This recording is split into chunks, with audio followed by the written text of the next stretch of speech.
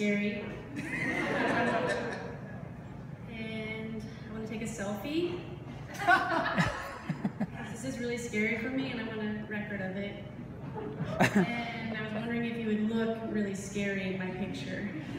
So it looks like it was really brave. Thank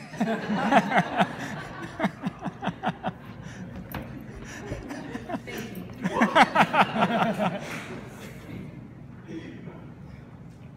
Hope you don't mind that I'm going to read it, because I'm nervous. And I also hope you like my shirt. Woo! Brad, the word is hero tonight, right? JK. It was the best of times, it was the worst of times. This is a tale of two masks, this mane and this zebra pencil. It's a comedy about a tragedy, one of my own doing. But first, a tale of two sons. Act 1, Matt. Matt has always liked and still likes to dress up as his heroes and superheroes. Davy Crockett, Indiana Jones, Andy from Toy Story, Mario, Sriracha Hot Sauce, Spider-Man. The thing about masks is they hide our true identity. When Matt puts on his Spidey mask, he is Spider-Man. Matt is underneath but hidden. It's a pretty epic mystery, like how nobody spies Superman underneath Clark Kent's glasses. But the other thing about masks is they can also reveal. When Matt puts on his Spidey mask, he is revealing something about himself. Inside, he's a superhero. In his own way, he is and always has been out to save the day, save the girls, save the world. In essence, he is Spider-Man, even without a mask. And he has been all his life. Once when he was 5 or 6, we were at his little brother's baseball game and it started raining. My little superhero took off his mask, in this case, the shirt off his back. But to me, it was a superhero's cape, and he put it on the bleachers for me to sit on so I'd stay dry. Act 2, Mikey. Not surprisingly, Mikey followed in his big brother's steps as far as dressing up as superheroes. Superman, Michael Jordan, Michelangelo, Daniel Boone to Matt's Davy Crockett, Buzz Lightyear to Matt's Andy, Luigi to Matt's Mario, Batman to Matt's Spider-Man. One thing that was revealed early about Mikey was that he is and always has been a peacemaker. And later, when he sometimes ended up dressing up as the bad guys because all the good guys were already taken by everybody else, it revealed something else about him. Like when he dressed up as Voldemort for the midnight premiere of the final Harry Potter movie. Mikey shaved his head and his eyebrows. What it revealed about Mikey is commitment to the nines. He was Voldemort that night. Not only did he win Best Costume, but everybody in the theater wanted their picture taken with him. What it hid was this mama's utter shock at seeing my baby boy bald all the way down to his eyebrows, since I just had grown mine back from fighting cancer. It was like looking in a mirror, like I was seeing my own reflection back in time. Act 3. It's just hair. That's what I tried to tell myself when I found out I had breast cancer and that the chemo was going to be an ultimate wardrobe malfunction and make my hair fall out. Hashtag TBT to August 20th, 2008. The superpower inciting incident of all inciting incidents in my life, in which this mask was lifted. My cancer, yes, mine, I own it. It does not own me or define me, but it is a part of my story, my story. I'm the narrator, not my cancer. Was caught early, thank God, because it was also the most aggressive form of breast cancer. 20-some years ago, my kind was 100% fatal. But thank God for cancer researchers, and specifically UCLA oncological superhero breast cancer researcher, Dr. Dennis Slayman, for developing a silver bullet that worked for me. So far, so good. I just hit my 7-year cancerversary. Woo.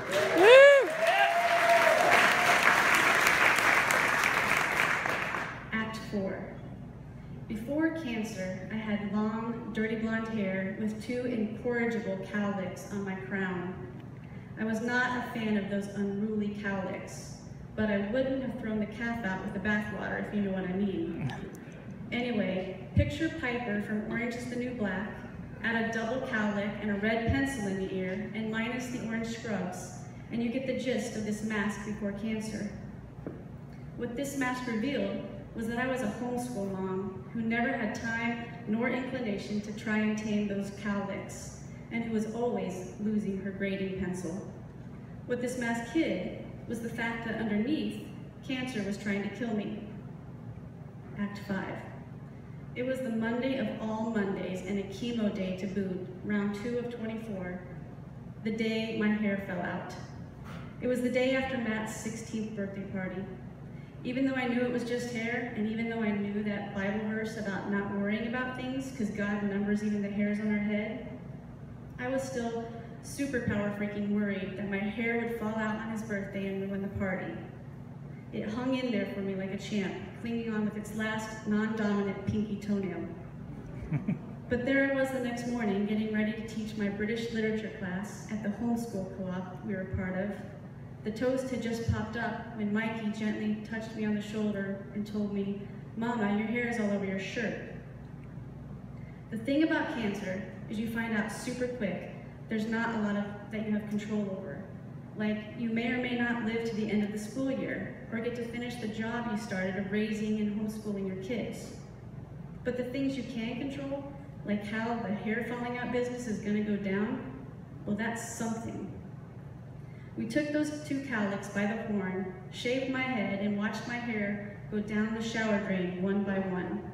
Then I took the proverbial pencil out of my ear and shared the VeggieTales "Where's My Hairbrush" song on social media to set the narrative for that long, bald day in the road before me. It was the weirdest thing, trying to figure out what to wear with bald. I'd already warned my students that there was going to be an aerodynamic, bald chick teaching the class after my mastectomy and once the chemo started doing its thing. When I walked into class that morning, I said to myself, it's just hair. But never in a million years would I have expected to walk in and see my entire class wearing bandanas in support of my new mask. Matt and Mikey had given the class the heads up.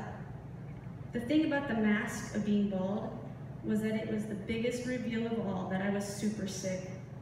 But it also hid the fact that chemo was actually doing its job to make me better. Even though I looked and felt like and wondered if I was dying a lot during this act, I was actually on the way to getting better, and actually was better than I was when those dirty blonde cowlicks were masquerading and mooing about like they owned the pasture. Act 6.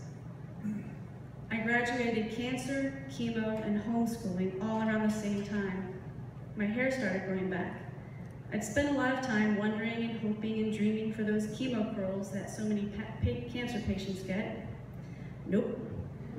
I got these spiky spikes. First they came back super soft and it looked like somebody had shaken salt and pepper on my head. I didn't mind. It's not just hair, it was hair. Plus, since it was so soft, my kids couldn't help petting me every time they walked by me. For me, this was the best consolation prize ever for having had to have worn that mask.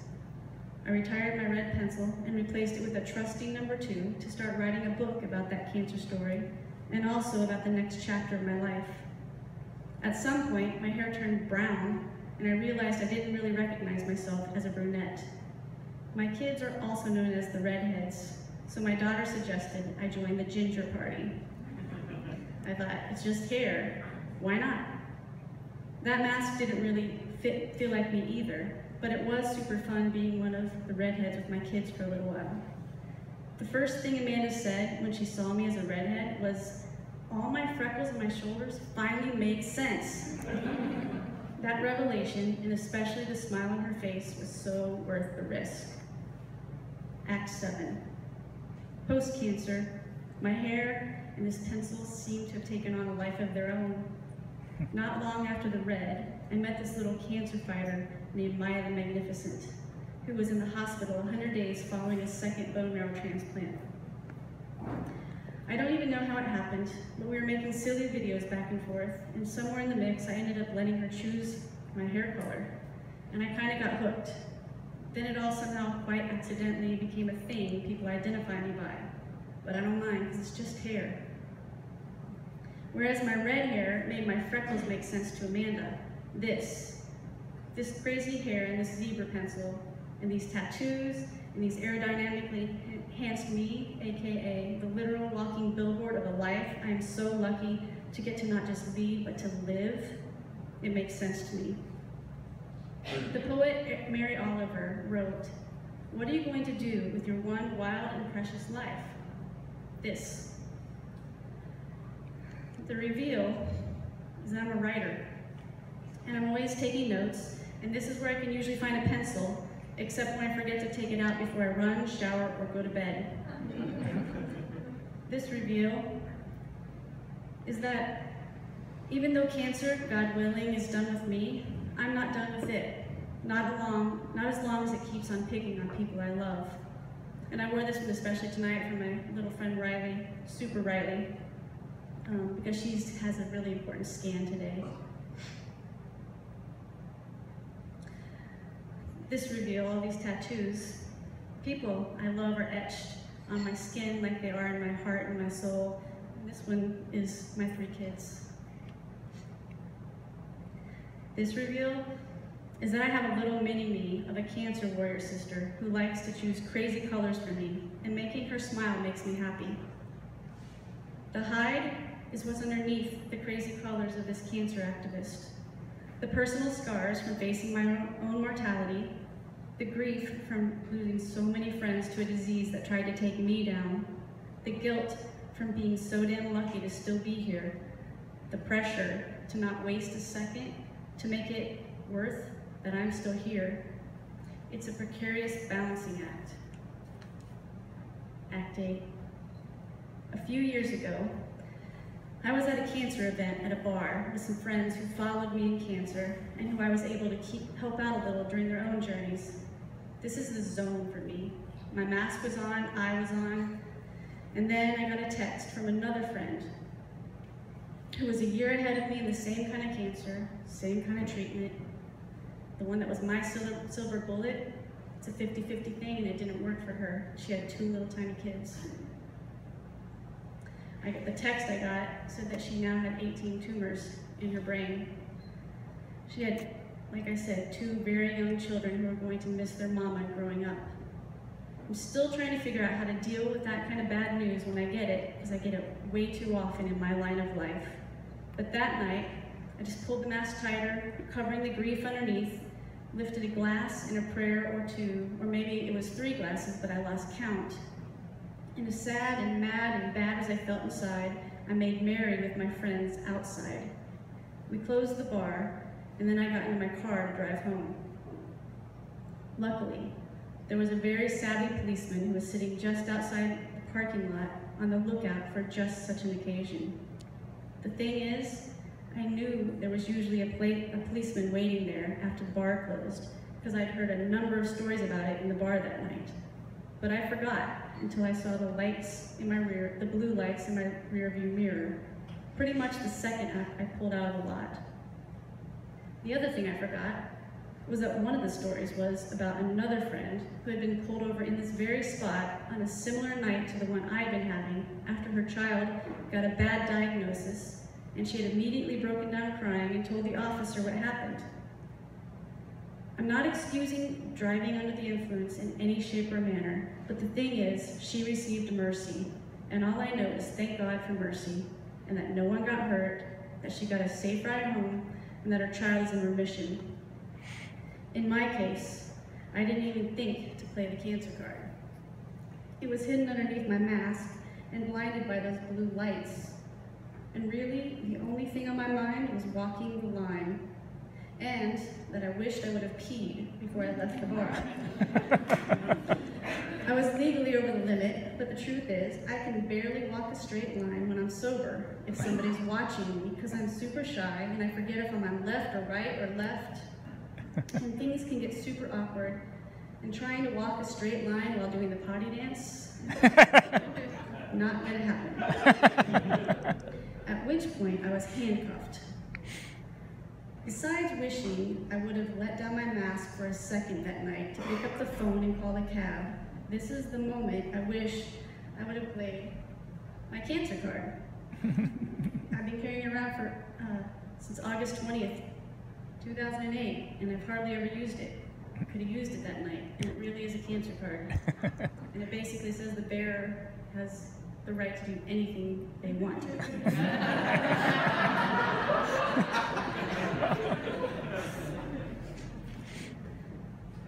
Like I said, I was handcuffed. The thing is, my arms don't go back like that ever since my mastectomy. That's pretty much as close as I can get them. I don't know how the officer got them together to handcuff me, but he did, and it hurt like hell, which is pretty much what I felt like I deserved in that moment. Add some orange scrubs and grow my hair out again, and maybe hashtag I am Piper. And I still don't know how I managed to climb the back seat of the police car with my hands cuffed behind me and my arms coming out of their sockets while trying to hold my bladder. All I know is something had to give a little, and something did. Not my finest moment, but a moment in my life. Just a moment in my life, thank God. But also a moment that was a diving board to all the other moments I've been given since. Each one a gift, even the hard ones. But that particular one stripped me down, not unlike cancer and chemo. It taught me a lot about the masks I wear, the things they hide and the things they reveal. It may be a literal mask, or the shirt off somebody's back, or a bald head and shaved eyebrows, or it may be just some crazy colored hair and a pencil in the ear. But then again, it's never just a mask, or the shirt off somebody's back, or a bald head and shaved eyebrows, or just hair and a pencil.